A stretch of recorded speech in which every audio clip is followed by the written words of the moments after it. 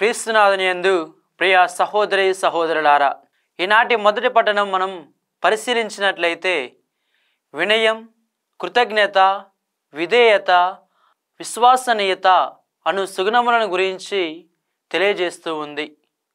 మనము దేవునికి ఆధ్యాత్మికముగా జీవించినను, అవిధేయులుగా జీవించినను, అవిశ్వాసముతో జీవిస్తున్నను, కానీ దేవుడు మాత్రము మనతో విశ్వసనీయుడిగా, విధేయుడిగా, ప్రేమతో, జాలితో, కరుణతో మనతో ఉంటున్నారు ప్రియ సహోదరి సహోదరులారా.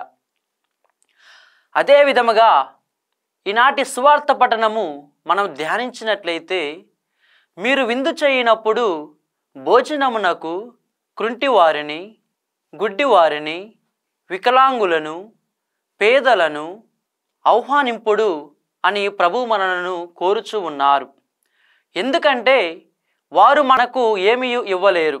వారికి సహాయం చేయటం ద్వారా దేవుడు మనలను సమృద్ధిగా దీవిస్తాడు మరియు వారికి తరపున మనకు ప్రతిఫలాన్ని ఇస్తున్నాడు. ప్రియ సహోదరి సహోదరులారా, నేటి ప్రపంచంలో ప్రతి ఒక్కరి బాధ్యత ఏమిటంటే పేదలను, అభాగ్యులను, దీనులను వారిని దగ్గరకు తీసుకోవటం, వారిని ప్రేమించటం, వారి కోసం ప్రార్థన చేయటం, వారికి దేవుని వాక్యాన్ని బోధించటం మనందరి బాధ్యత. ప్రియ సహోదరి సహోదరులారా, మనము వారికి సహాయం చేయటంలో స్వార్థ బుద్ధితో కాక నిస్వార్థ బుద్ధితో సహాయం చేయాలి.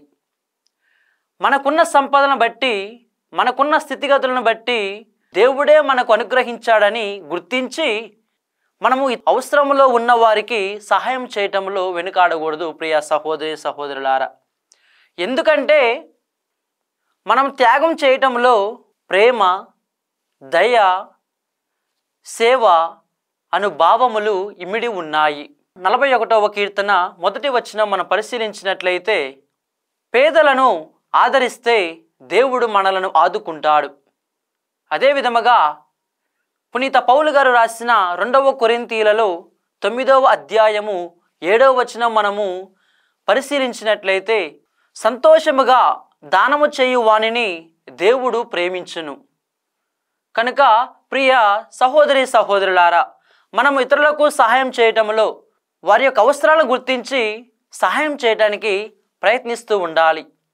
అదే విధముగా ఎటువంటి ఒత్తిడి లేక, బలవంతము లేక, చింతతో, స్వార్థ బుద్ధితో సహాయం చేయకూడదు. నిస్వార్థ బుద్ధితో సహాయం చేసినట్లయితే మనము దేవునికి తగిన బిడ్డలుగా జీవిస్తాము. ప్రియ సహోదరి సహోదరులారా.